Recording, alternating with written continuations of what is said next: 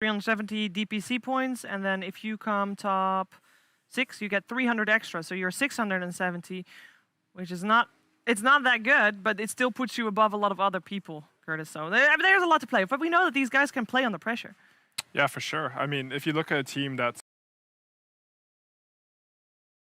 they're going to make the pressure run, you know, they're famous for their lower bracket run when they were part of a team like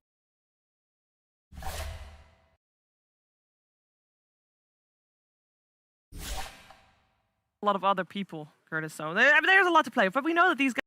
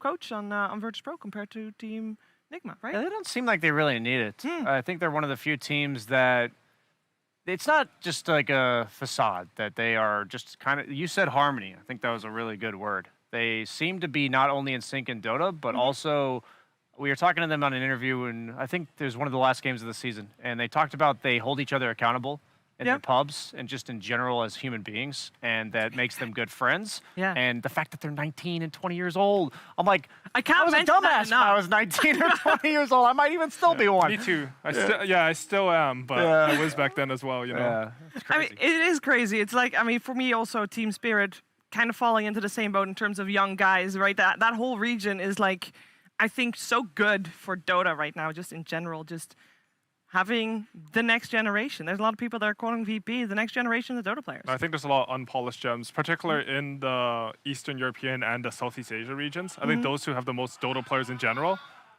They're having a lot of fun right now as well. So I'm not sure if that was picked up by the microphone. I hope it was. That was weird.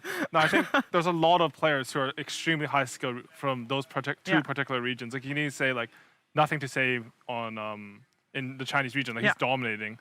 And they're high. I don't know what I'm saying. They're just high skilled in the pubs. They just own the pubs. That's all I know. But I know I'm gonna probably repeat myself a whole bunch of times because I am very excited to see Virtus.Pro play on the big stage. And this time they have no excuses. Nobody's been.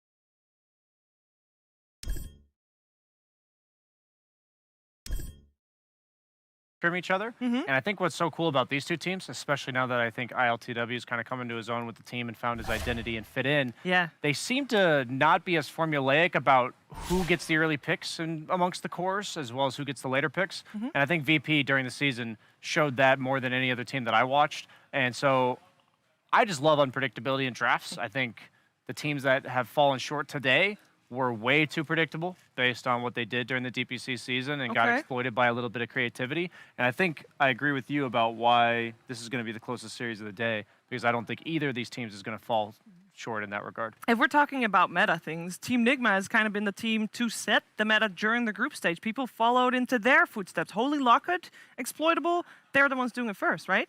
Were they? I think they were. I mean, the Holy Locker is used in some regions, but I think they showcased it on the biggest stage the fastest. You know, the Dragonite stuff, I think that was mostly Team Nigma. I think like Team Nigma and LGD, I mean, they were the winners of the group stage, and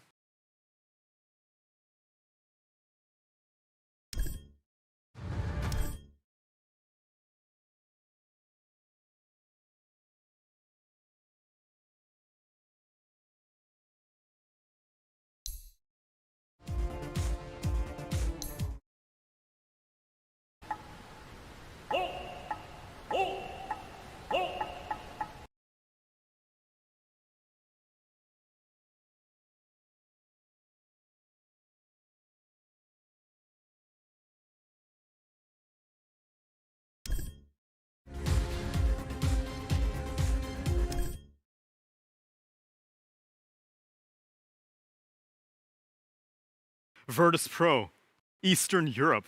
How good are they? Team Spirit finally gave some encouragement. You may have seen Gambit and Wildcards and thought, oh, this region isn't much to talk about.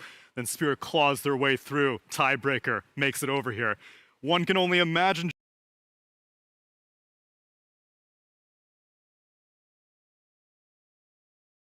Virtus.Pro, Eastern Europe.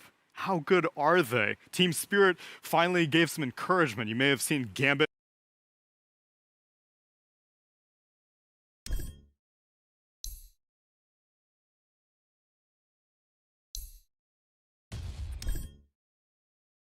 So at the tail end of the DPC, Virtus.Pro, we had an interview with them, and they basically said that they were drafting at a handicap. They had entered the game actively trying to have weak lanes, to have kind of weak objective control, kind of like just different aspects of the game. And for like the final two series, that was kind of the theme of their drafts, where they would just make it harder on themselves. Like they'd already obtained the major slot. So yeah, that's kind of like the tail end of the story for Virtus.Pro. Okay, I mean that goes very much in the theme of an AniMajor, training with weights on in a gravity chamber, and now we're here. But Nigma has been playing a ton of games, and we saw in Singapore that just because you get a playoff berth, just because you're first place in your DPC, doesn't mean that you're destined for success once the bracket comes along, T. Yeah, and I think that is what we just saw, right, between Alliance and PSG. A team that, PSG, for example, they made the great run. They've played so much Dota, they've learned over the time. Alliance obviously didn't. Flip that now to Nigma and Virtus.Pro. We've now got a team Nigma. They played the most amount of games at the major. They played 26 games. This is now a team with the highest amount of kills, like second most amount of assists. Like they are just popping off and playing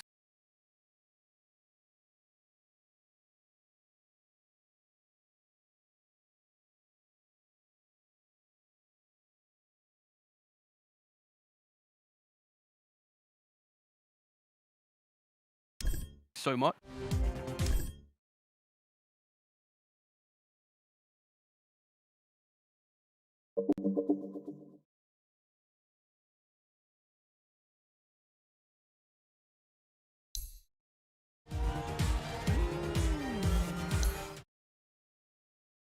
Is going to be the change in pace for VP. If they were playing with weights on, what's the strategy? What can you take from this wildcard group?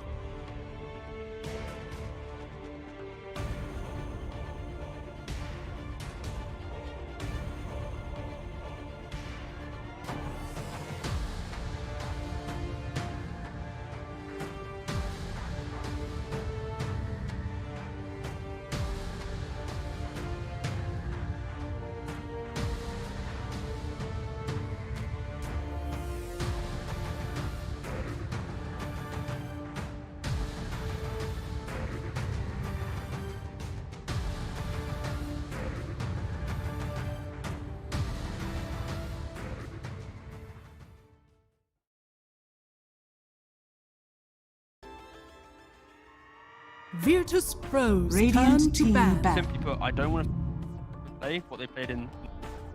Already kind of failed once today. I want to see them new lease of life. And that's the thing. They've seen teams try that and fail. Exactly. At this point. Yeah. So that narrative is already kind of dead horse to these players, at least, unless they're so confident that what they're doing is so good that they're the team that can bring their meta into 5 what this seconds current remaining. meta is, which I think after watching like every single time we see people try to beat this like, Virtus.Pro's turn tanky, to holy ban. locket, beat that Radiant everybody's doing, team ban. it doesn't seem Ban it. Just get Don't it. worry about it. dying that And out the IO and the.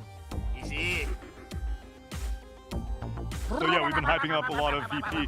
Nigma, sure, it may be an advantage to have so many games. 10 seconds remaining. How many tricks can you have up your sleeve? You know, is this Luna really going to be able to catch 5 people by seconds surprise? remaining. Is picking in Rubik? Nigma is like one of the only teams that Virtus.Pro's turn to could pick. won one game with, lost another game. Radiant How much team more can they pick. really whip out now that you're finally in upper bracket playoff? Regards to the Nigma and there's like, yeah, I think the main thing is the fact that have the ability to go up against beefy off very meta offlane. And you're 10 gonna have to show some seconds respect remaining. towards it in the second phase if you're pro. Let's say you pick Mars, or you 5 Luna, suddenly seconds Nigma's gonna remaining. play that pace. Saw earlier today how Asta team had as Radiant their favorite team was pick. Mantis for aggression and pace. Again, to reiterate the point, you know, 25 games. They have the highest average amount of kills by 29. Second place, Virtus.Pro's 5.5. turn to Look pick. at assists. Second place. Oh no, they're actually yeah, the second. They're 6 Wow. Like, they have so much I'm dead. aggression in their lineup where they can't. I'm place. dead. Well, you want to talk game frequency. They have played Lions 7. Won every. 10 seconds remaining. They will pick it first phase most of the. And they've only lost like 5 one game on seconds Invoke. remaining. Very Turn much. to bat. Okay, so speaking off of the line point where they're first phasing, that's something that we're seeing has started progressing in the meta in the last like 2 to 3 days, where line is getting was out of the meta for a while and then it comes back in.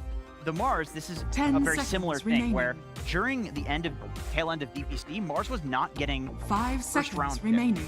If it was getting first round pick, it was usually second pick or when you have a double pick, something like that. So VP Radiant have not team picked ban. Mars in the last like 20 games that they've once. And then they picked Mars AA, 2 heroes of this tournament. And so I think this answers our question of what, did I get that wrong? No, you're right. Okay. Yeah, No, no, Mars. you're right. Mars is the most picked hero. Ancient Emperor. Virtus.Pro's turn Sorry, to tournament. ban. So they are adapting, which They is are, yeah. great to see because you hear about this young team of up and comer. They don't have a coach. They've got this natural synergy.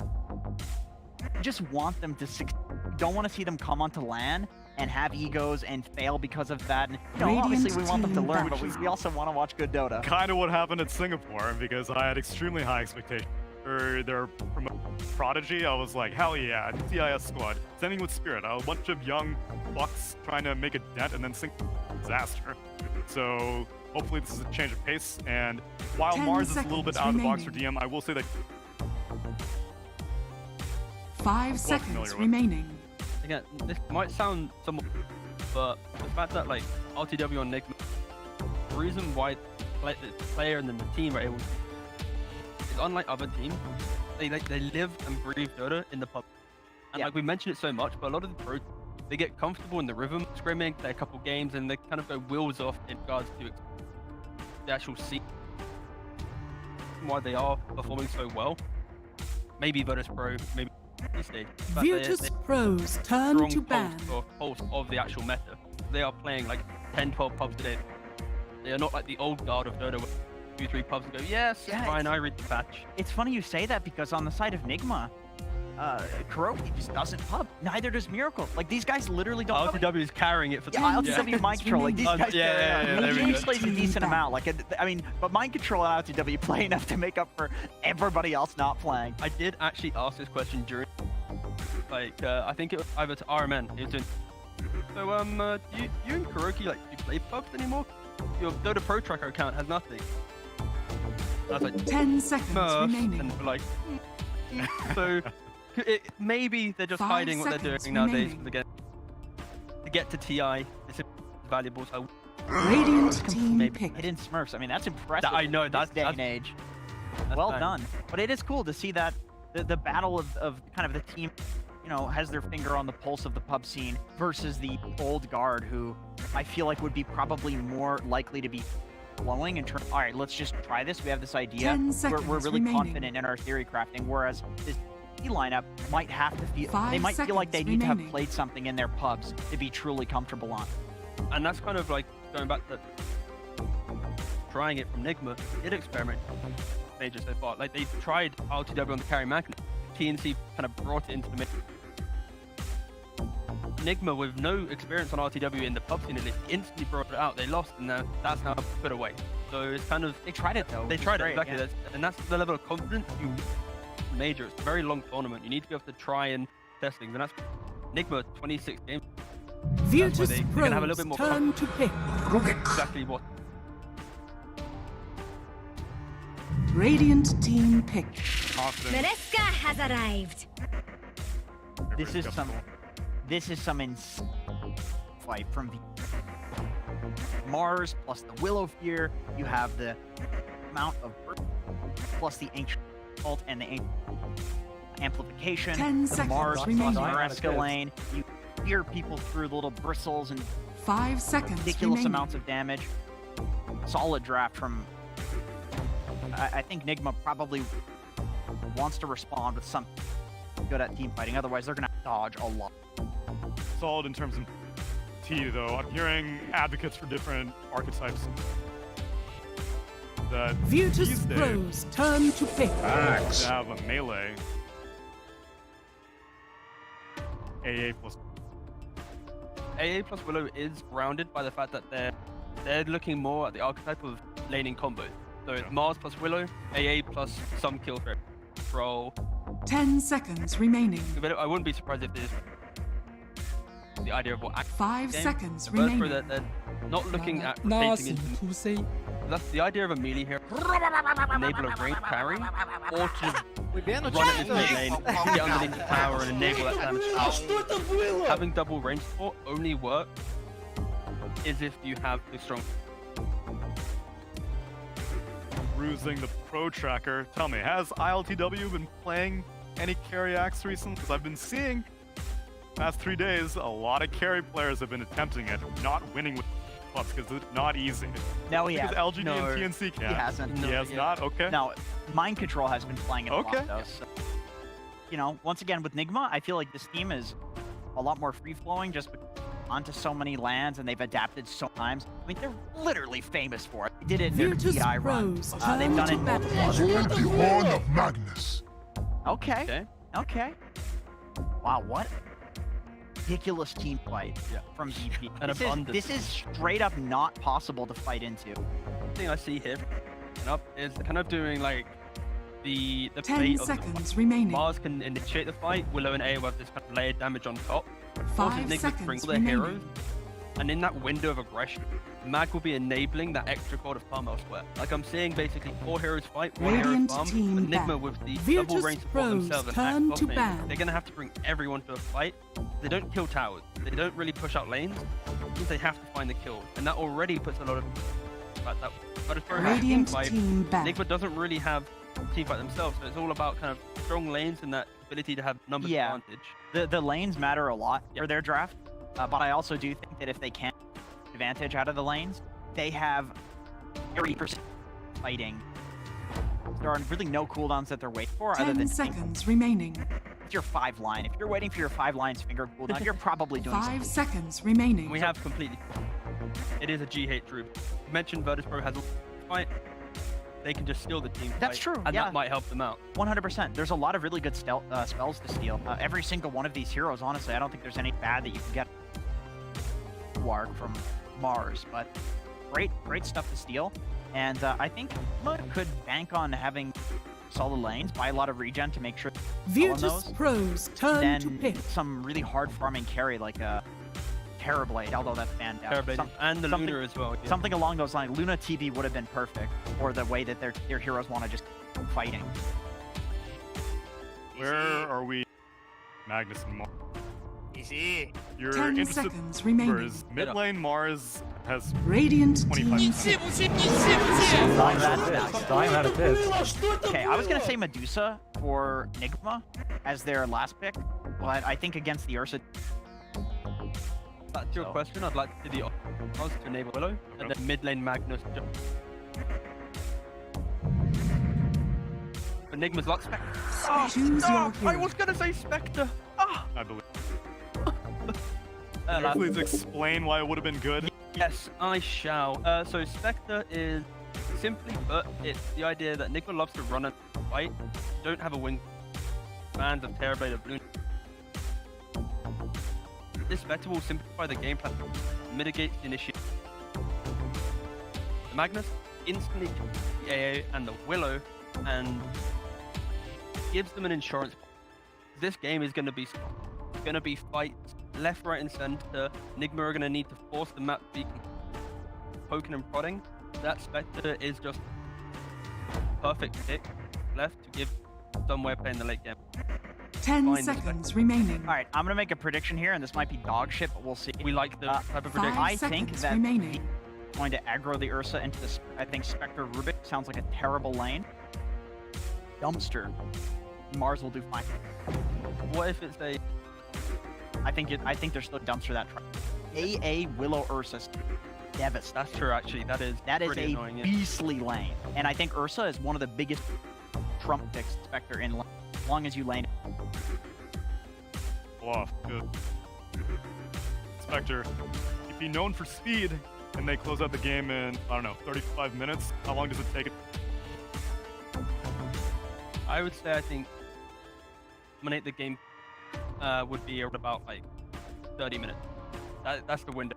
The first Aegis, you collapse the map. You get the second Aegis, you look, and in that second Aegis, running into high ground and you fail that, that's when the Spectre will just dominate the fight and it'll all on VP in the early game. Nigma, if they set the pace early, that Virtus.Pro can never muster the Nigma needs to play aggressive.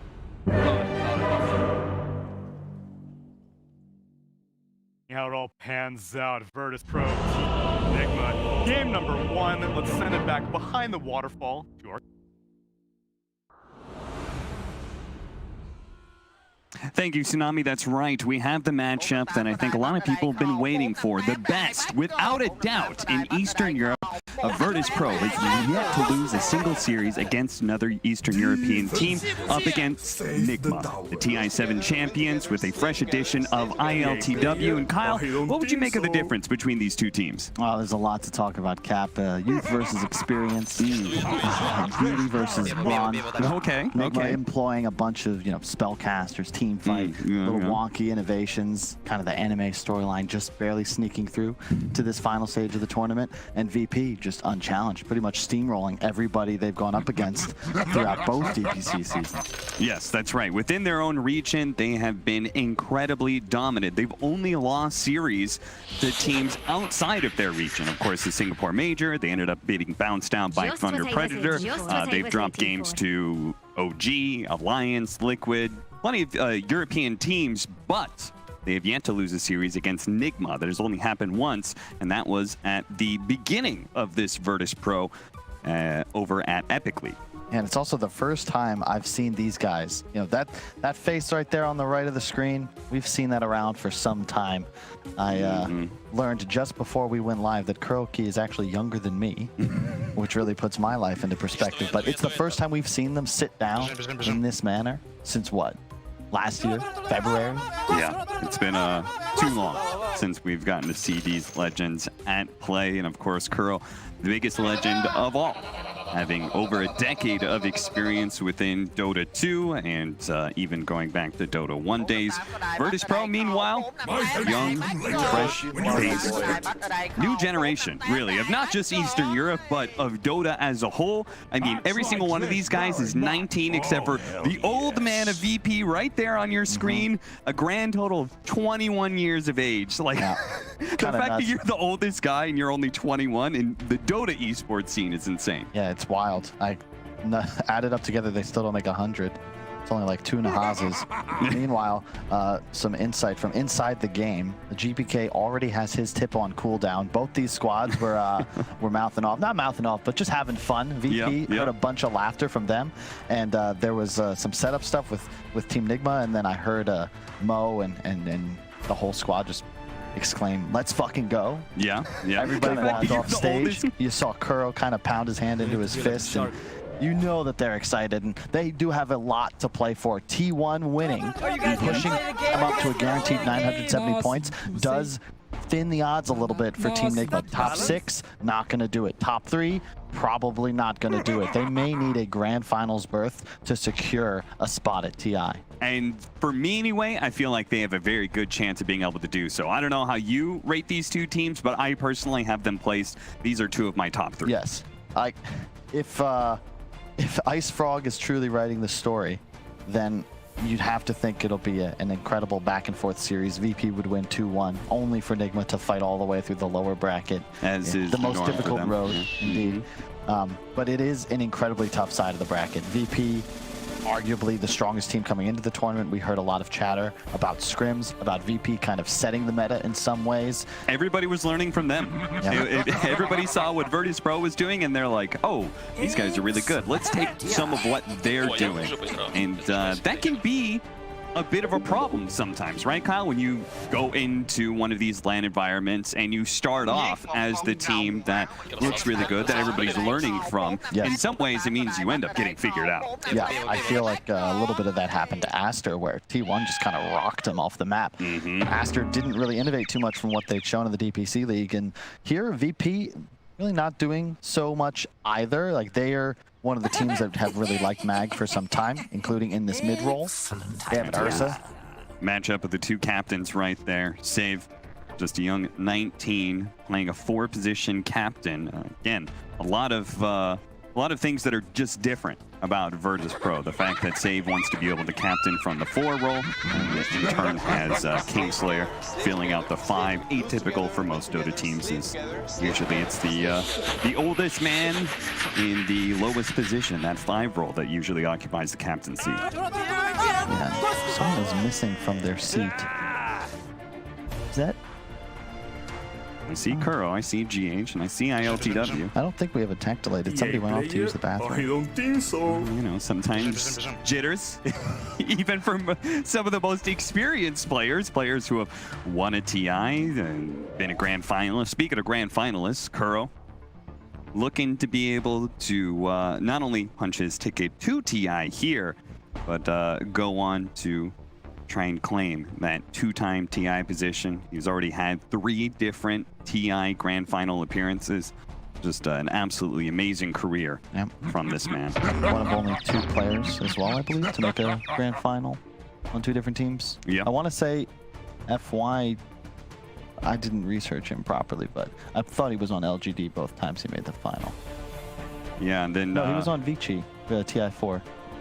Yes, he was. Okay, so 3 players. Kuro, FY, and Weeha. Weeha. Oh, that's right. The man who is yet to be able to win a TI, but appeared twice in a grand finals, both with Digital Chaos as well as Nigma. Of course, he has since departed this squad and has been filled out with ILTW. They've shuffled Miracle into the mid position. How do you feel like Nigma has changed as a team since this whole roster shakeup? Well, it's, I think, probably the team we've most discussed so far, just because we've seen them play so much Dota. Not just the tiebreaker, but what felt like an extra match in the wild card. Yeah. And it's really just the shift of Miracle onto more of his storied hero combinations. You know, he's playing Invoker. Once again, they're first doing it. He's playing playmaker roles, which frees up specifically Mind Control to have a lot more influence. They can invest more into his laning phase. But more importantly, it feels like Miracle's actually the one setting the tempo a lot of the time. He's the one moving out of his lane. And it started to work. ILTW also, we've been talking about it all tournament. This man plays so much Dota. He's looked incredibly composed. And if any team is playing with pressure, you've got to figure that it's Team Nigma here. Not just their own hopes on their shoulders, but you know, any EU fans out there, anybody who loves Team Liquid, loves OG, wants to see them defend their title at TI10, you need these guys to perform because that qualifier is already stacked back home. And what would you make of ILTW's playstyle? Like, why wasn't he picked up on more Tier 1 teams? I mean, he was on OG. They had very good things to say about him as a teammate, but then he just really wasn't heard from until Kuro decided that he was what was needed for Team Nigma. Maybe just a lack of roster shuffling in general on the top tier teams. DM on the side of Virtus.Pro is another guy he's been top 10, top 20 MMR for, I feel like even back when I was playing, I remember seeing his name, not knowing who he was, but he was always on top of the leaderboards. It just sometimes takes time. You know, you need connections in addition to skill a lot of the time. You need to demonstrate that you've got experience and pedigree, and there's a lot of pub stars that just simply can't or refuse to make the transition to professional. Not everybody can do it, but ILTW definitely demonstrating that he is one such man. I like how you compared him to DM, a player who very clearly set out to make it professional, kind of no matter what, right? He was playing in this party huge stack that was basically Virtus.Pro before it was formed. He went out and was basically willing to join any team he thought he was good, even going so far as to travel across the pool there. And our main man, Miracle, back on stage. Okay. VP has been ready for a little bit. They remind us every minute or so, but you know, it's a really cool matchup to see in this first round of the upper bracket. VP, the last time this team was here in Kyiv for Major, 2017, where they dropped 3-2 to OG in the grand finals. This is, of course, a completely new roster. These guys were all teenagers, young teenagers. They were all in high school when that match went down, but looking to get a title here. Yeah, what a way to be able to bring about the coronation of the new kings of Eastern Europe, right, would be to outdo the old legacy of Virtus.Pro, to be able to show that these are the new generation. They're going to leave Eastern Europe into the future, where sadly they have been mostly living in the past, most notably through Na'Vi. 4-man setting up right now, 5-man actually on both sides, is Nigma and Virtus.Pro are ready to kick things off, it looks like, with a Bounty Rune team fight. Who do you give the edge to? Depends on the initiation. VP definitely look a little bit stronger. Although Fade Bolt is deceptively strong in these level 1 engagements just for the damage reduction. And it'll be really interesting to see the GPK mag play out. Like Virtus.Pro, as this game goes on, I've heard BSJ say it at least 17 times in the green room. Ursa lineups, they need the Roche. They need a good timing, and then they accelerate from there. But to his chagrin, they keep getting it. They can't keep getting away with it, but every time we see these Ursa lineups, they do. They get exactly what they want, and they start taking over the map. Both sides actually breaking up a little bit. Nigma, they're going to blink first here. Meanwhile, Nightfall feeling like that he can't actually pick up the Bounty Rune against Kuro's Lions. So 2-2 split, no first blood yet. Something else that Team Nigma has done, you notice it's always Kuro playing offlane nowadays with mind control. It's GH bottom with ILTW, so a different sort of support pairing, but it does also remind me a bit of, watching Jerix and Ana play at numerous TIs, almost always together. But Kuro also taking a bit more of a farm priority. This is not really a 5 Lion. At times it feels like both supports kind of shade towards that 4.5, and wards are free after all. So, as long as you share sentry duty, typically you can both find a place in the game. Maybe Kuro taking a little bit after his old captain Puppy, trying to play a greedier support position. Starting off with this top lane, Mind Control and Kuro, as you said, going to be playing the lane together. Lion plus Axe up against the Ursa Ancient Apparition. This feels like a lane that's going to be doing a lot of battling, and I feel like both the cores are going to get dangerously low. It's all about staying ahead of the creep wave and the health. If you're playing Axe here as MC, if you start trading too many hits with Ursa, suddenly if you get low on health in comparison, he can just zone you out of the lane, try to chase you down. Another pulse comes up. This one, VP's fall. They need a quick sec. I will say that from my experience, this Lion, ever since he's kind of become meta, and we're seeing it all the time as these forward position Lions that are picking up boots first, I'm realizing that hero really doesn't need a whole lot of stats or necessarily a whole lot of regen, because he beats most supports when it comes to the man fight. It used to be Shadow Shaman was the go-to bully for, but that kind of fell by the wayside. Now it feels like Lion is that king. Yeah, the stun change, now only 70 mana level 1. You can already see, even with just brown boots, you've got at least 4, typically 5, before any sort of regen is necessary. And it's going to win you 2 free auto attacks, 80 damage. It's pretty damn good level 1 spell. And my biggest thing about Lion is that 70 damage talent at level 10. I've been waiting for it to be picked up as a core for a while, because like with just treads and a blink dagger, you're actually pretty strong. Nobody believes in it, and I'm not surprised, but... That would be quite the jump. I don't feel like we're seeing... all the spellcasting mids that we're seeing right now are all like very, very mobile, right? Puck and Lina being the two that probably the front runners in that regard. Yeah. What would you say, you know, in your intro, you mentioned Beauty versus Brawn, and I'm very curious as to which one is which. Well, VP being Brawn, it's not meant as an insult by any means, but you know, they play pretty smash mouth Dota 2. You know, the definite, there's not many Americans watching, but I'll still say it's a solid running game. You know, they just kind of right up the middle, so to speak. And in this draft, it's kind of the same, where their team fight's incredibly strong. Their strategy, even to the outsider, you know, maybe you're just tuning in now for, you know, Dota tournament, haven't seen it in some time, but they're gonna farm. They're gonna kill Roche. Ursa's gonna run out with the Diffusal and try to kill everybody. They have 2 playmakers for DM and GPK. Meanwhile, Nigma, we saw this mostly in the wild card, but they just kind of made things work that we really wouldn't have expected of the Invoker. A lot of, I'll use the word elegance in the way they were playing, you know, having to hit certain timings. Just kind of, maybe it's just the magical storyline I'm buying into here at the AniMajor.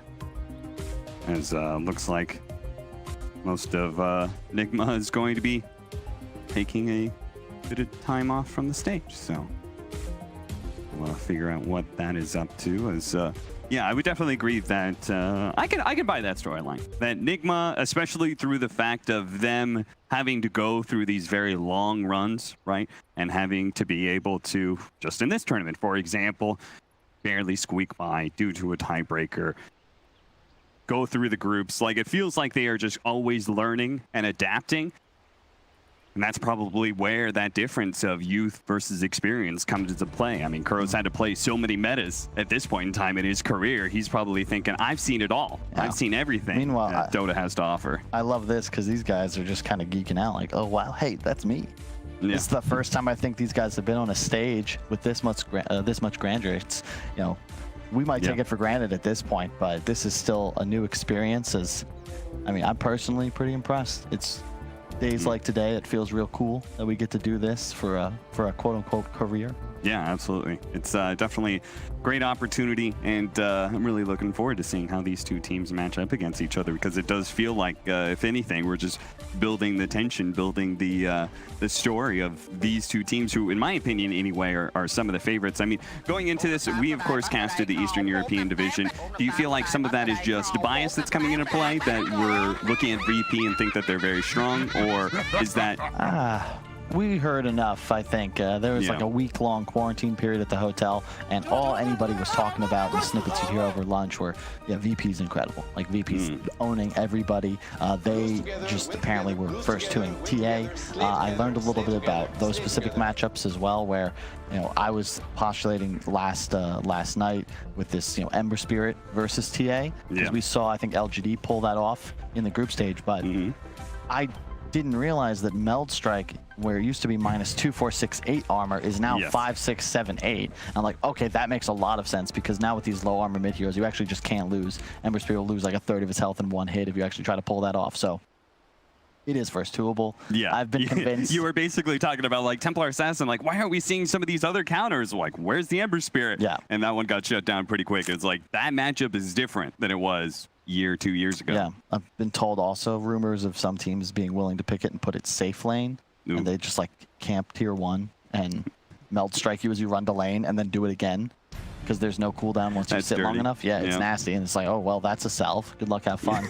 And it lasts for way too long anyway, but yeah, we're still waiting for Team Nigma to come back on stage, I believe. Indeed, VP, they're there, they're ready. Yeah, they're ready to go. And if anything, I feel like maybe all that energy is going to go against them now, you know? It'd be a really crafty move, though. You know, I'm sure there's something like actually delaying the game. Sure. You know, talk about icing, right? You got these guys like ready to go. They got Ursa, they got Mag. They're like, okay, we're ready. They're hot right everything. now. Let's just go ahead and put them on ice, make them chill out, let all that nervous energy play itself out. And yeah, I mean, that is a problem. And that is the problem with youth in general, right? Which is what Virtus.Pro has. It's one of the reasons that we can't really be too certain about how exactly they're going to perform on stage, because the last time we saw them, Singapore Major, of course, there are reasons why we could say they underperformed there. But, you know, I feel like at least some of it is still got to come down to the fact that that was their first major land that they were going to. That was their first opportunity to prove themselves, and they just weren't simply ready.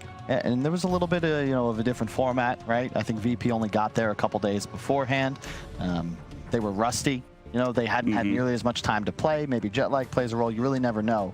But for this tournament, guaranteed no excuses, no nerves. Everyone has had plenty of opportunity to scrim to their heart's content, and that's where all this inside information is coming from. It's just the fact that everyone's played everybody at this point. You're like a 4 or 6 hour flight from home. You've had a couple weeks to prepare and play.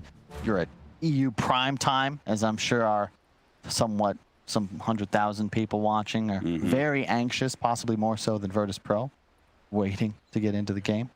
But looking at the overall lineup, I think you were talking about during the draft cap, like I'm a big fan as well of the support duo with Amars. It's just an insane amount of magical burst, and then of course the control. We saw Liquid do this a couple months back, but Fear into a Mars arena is just a pretty much game over team fight win. You also have a strong BKB counter in the Mag, and I like this hero, I will say, a lot more as a mid than I do as an offlaner. It's just, it farms too fast. You have the ability to solo kill cores and also activate a hero like Ursa, where even going up against a Spectre, the fact that you have the Empower buff equalizes, in a way, your ability to farm. You'll actually be able to out-accelerate a Spectre because you can take Ancient stacks significantly before the Spectre can. But in addition, rather than kind of starting to fall off around 30 minutes, maybe you have to end now or lose, it gives you that little added benefit of maybe that extra 10 minutes, just because you're always going to have damage amplification. You know, that's actually a conversation that I was having with somebody recently, as she was asking me, it was like, okay, why are games like stalling out later? It feels like it used to be when Dota, when somebody was ahead and it was kind of a stomp, it'd be over by 20 minutes. Like literally the game would be over 20, 25 minutes, GG called. But now it feels like games do stall out even when a team is ahead. And I pointed to the fact that in many ways, many of these timed lineups no longer have that same kind of timing. They are able to continue to play into the late game purely for the fact that they're able to just keep on scaling through Aghanim Scepters, shards, all these sorts of things. But yeah, well, we've actually talked about this matchup plenty, but I think there are some people who probably have some interesting things to say over there in our ramen panel shop. So hopefully we can get a few words from them. Maybe a couple of words, Cap. Maybe there. I was actually very on brand, actually eating ramen that was not made in my ramen shop, but I figured I could do that here too, while listening. My lovely customers don't have ramen. That's like not how you're supposed Where's to. my ramen? You ate yours already. Actually. I did eat mine. I have any ramen. That was my ramen. Too late now. GG. As we were watching, just there's about 5 seconds of gameplay so far in that game, It was really tight. and we had saw the potential VP to do that aggro tri-lane. Yeah, that's a really good aggro tri-lane. And It didn't go for it, but though. Jenkins did say it was a really good aggro tri-lane. Okay, I will tell you guys right now. that Wait, the so moment BSJ. Okay, go for it. I need to talk about this. How do you identify what makes a bad aggro tri-lane? When you have a carry that's level dependent, when you have supports that are level dependent after the laning phase. I think it's when you have Dark Willow A and Ursa. I think that's think that's a literally much how you shorter identify way it. to say exactly what I just said. Sorry, we're just messing around to just poke fun at Jenkins. But, I mean, this was rightfully so poke fun at, because he did mention that he really liked that tri-lane. It's because tri-lanes now are so uncommon. Like, there's a reason it's the 2 meta. If your tri-lane is not overwhelmingly strong, where you can like zone the 2 heroes out or constantly kill them, it's generally not worth it because 2v1 on the other side will go. And Willow, A, Ursa, they're not really strong beyond. They play a lot of like harass, right? There's like 2 or 3 carries that I think are viable tri-laners. Primary one would be definition of a carry that has to be tri-lane or 1. Powerful level 1. Established and everything. It's like Tusk. Yeah, Luna, supports, yeah. Plus some range here, some range stun. While Ursa is incredibly weak carry level 1. And it's absolutely fine that Jenkins would suggest this aggro tri-lane because knowledge of carry. He's just terrible. Pretty right? okay. Yeah. Okay, yeah. Good enough to make some YouTube. Were you guys surprised that there was no mag? No, sorry, the mag instead of the. Surprised about mag, you said? I'm not surprised. Well, you thought they were gonna pick Morphling, right? I thought they were really gonna good pick pick. Morph because they had done that several times during D. And they had the Willow 3rd pick, kind of like the 1-2 punch in the 2nd round. I think maybe they were deterred by the axe that Nigma had. It is pretty good against Morphling and fight's hard to navigate, but even axe attack him. You have Ags morph with the Willow, you stay in the Shadow Realm. So I thought it was still good, especially because the matchup against Poker mid. But Mag Ursa theory is really strong against everything that Nigma, not because of the RP, kind of lack damage side of Team Nigma. Yeah, to mid game. it's very bursty, right? Like Axe is single target. I think per Exor also single target. Even Cross Wax is pretty much a spear. I think it gives me hope for VP, or it makes me like think they're better because they pick Magnus and Morph. I think it's because meta. Magnus has looked, Morphling has looked. I think the VP at the start of this tournament, if they had to play wildcards, would have picked Morphling. But they're adapting even though they don't have to play the match. Really good for it. Yeah, that's what we wanted to see from every team so far coming in fresh, right? We saw Aster earlier today. They didn't adapt, and we saw that C1 did. And then when we saw Alliance versus PLGD, same story. One team did adapt, and obviously PLGD had already adapted in the group. Because there are advantages for not having had to play like 30 games or to play, but one of the disadvantages is don't get to test out your ideas. I was just going to say that I think some teams didn't adjust to the turn, but I also think what happened week to piece, exact same stuff. Alliance did the same. Yeah, I mean, that's why sometimes talk about the draft and a very long time. But we could also spend time listening to commentators.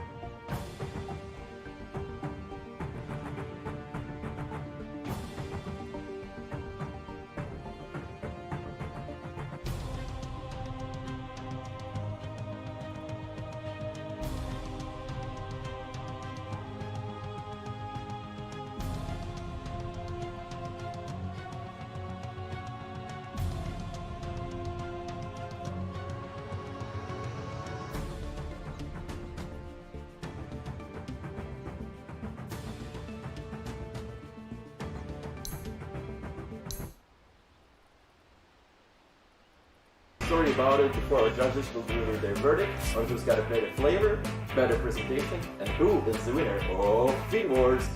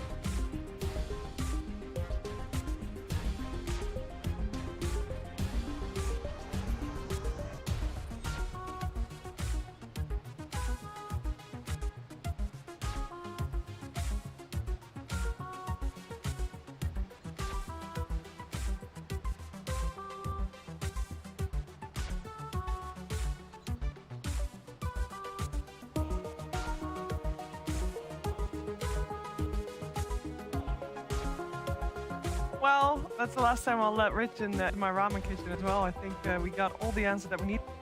Also, what we also got is we have broken a viewer record. Broken the viewer record of the China Super Major that was to go.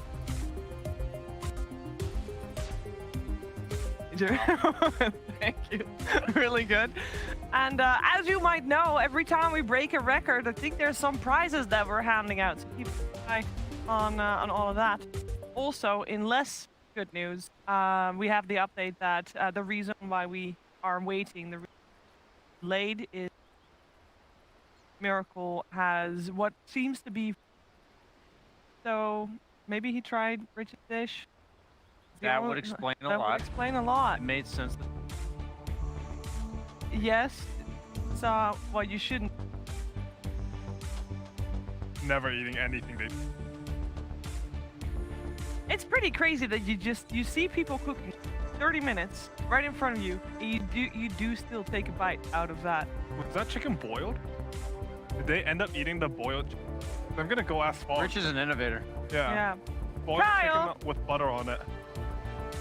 It was not boiled? It was not boiled chicken. So they didn't eat the boiled chicken. Good. Sorry. That is probably dangerous. That is.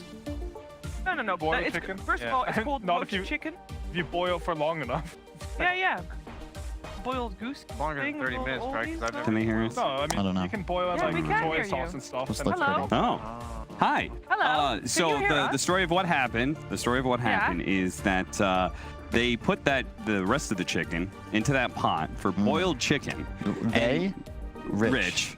Yeah. Specifically Rich. And then Rich decided to toss a few eggs in there with the chicken. Were the broken Also eggs, or raw? did he break the eggs or no? And the last I know of what happened with that pot is that Rich opened it up towards the end, looked inside, and said, "Oh God, no! Don't look in there," and then put the cover back over it. And that's the last I heard from that chicken. We did have Kyle's dish though, Yes. and that was Rich commandeered it because he said he would be better at presenting it properly and then putting more honey on it. Yeah. You know, I did. They cut the part out. I did correctly guess what Rich was doing with the honey. He was using it as glue. That was the whole idea.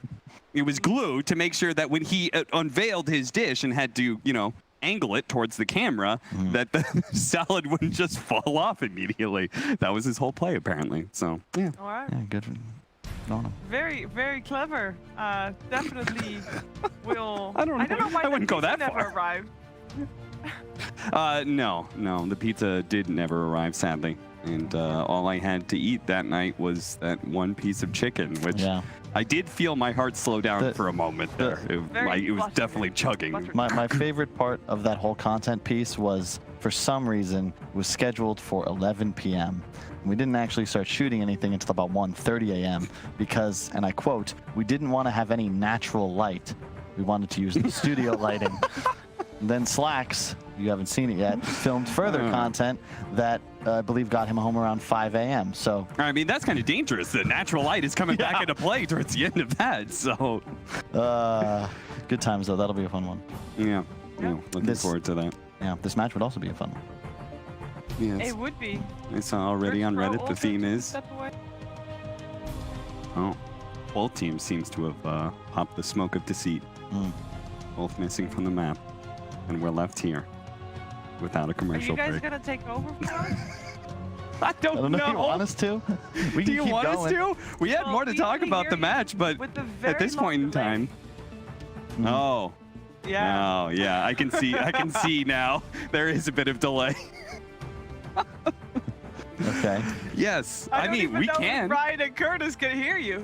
I can hear. Oh, you can. Okay, I can hear him twice, actually. We're projecting. Yeah, it's really good. Well. Which team do you feel like won the draft? Oh, we didn't even talk about the heroes yet. Yeah. Kyle? Well, I want to know what Brian thought first. Oh. They don't know what heroes they picked. Oh, Kyle. I mean, we know what heroes. I could literally turn around and look at the heroes, Curtis. that's true. That's true. That's working smarter, not harder. Without turning around, though. Okay. Well, I personally like Virtus.Pro's lineup because of the fact that they had Mag, Ursa. I feel like Magnus is a little bit overpowered right now. So that hero is really good. And I think in the hands of GPK, it's even stronger. But, you know, apparently we've got a little something. I don't know what that was. We got a little something in the sense that we got a little break coming, and what we're going to think this match might be postponed.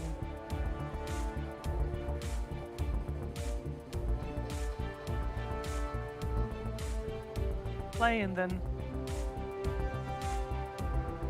you don't want to do this series handicap. Might have a little bit of a break for that because the teams might not be ready just yet as expected. Our next series is going to be a very exciting one though. Hey, people always say absence makes the heart grow fonder, so you know the VP Team Nigma series, the most hyped series of the day according to many, is going to be postponed to just make you want it more. I really hope it's not going to be a 2-0 stump then when we do have it played out. But enough about that series. We're going to got exciting. You hype? We're gonna get ready for that while we have a break. So we'll see you soon with more Dota 2 for the AniMajor.